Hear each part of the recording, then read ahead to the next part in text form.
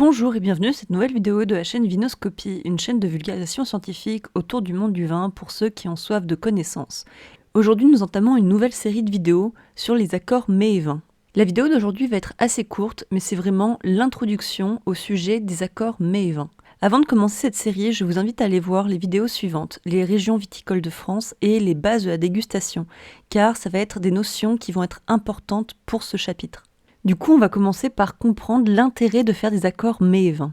Un accord entre un plat et un vin, c'est un mariage que l'on tente. S'il est réussi, chacun des deux s'épanouit en présence de l'autre. Et s'il est raté, les deux au mieux s'ignorent, au pire se disputent et perdent leur intérêt. Mais tout ça, c'est vraiment une question de goût. Vous, par exemple, vous pouvez aimer un accord alors que votre conjoint peut le détester. Donc pour résumer, un accord mets et vin sert à sublimer les saveurs, éviter les déséquilibres, améliorer l'expérience gastronomique et valoriser les produits et les terroirs. Dans cette première vidéo, je vais vous présenter les accords de couleurs. C'est l'astuce la plus facile pour réussir un accord, les couleurs s'assemblent. Avec le vin blanc, je vous recommande d'associer le poisson comme par exemple la sole, le bar ou le turbo, les fruits de mer et les crustacés comme par exemple les moules, les huîtres, les coquilles Saint-Jacques, les gambas et les homards.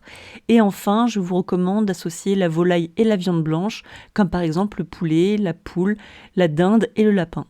Pour les vins rouges, je vous recommande la viande rouge comme par exemple le bœuf, l'entrecôte, le filet, les onglets, le pavé, le steak tartare, ou sinon de l'agneau comme par exemple le gigot ou le carré, des abats comme par exemple le rognon ou le foie de veau, sinon du gibier comme par exemple le sanglier, le chevreuil et le faisan, et enfin des plats en sauce comme par exemple le bœuf bourguignon, la daube, le navarin ou le pot-au-feu.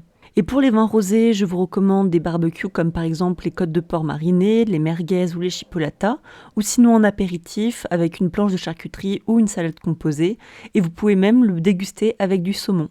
Bon voilà, ça a été une vidéo assez courte, mais j'espère que ça vous a mis un petit pied dans les accords mets et vins. Pour la suite, je vous invite à aller voir la deuxième partie des accords mets et vins, ou sinon le stockage des bouteilles, quand, pourquoi et comment sélectionner son vin, différencier les vins entre eux, le vin rouge est-il vraiment meilleur avec le fromage, ou sinon comment choisir le vin au restaurant.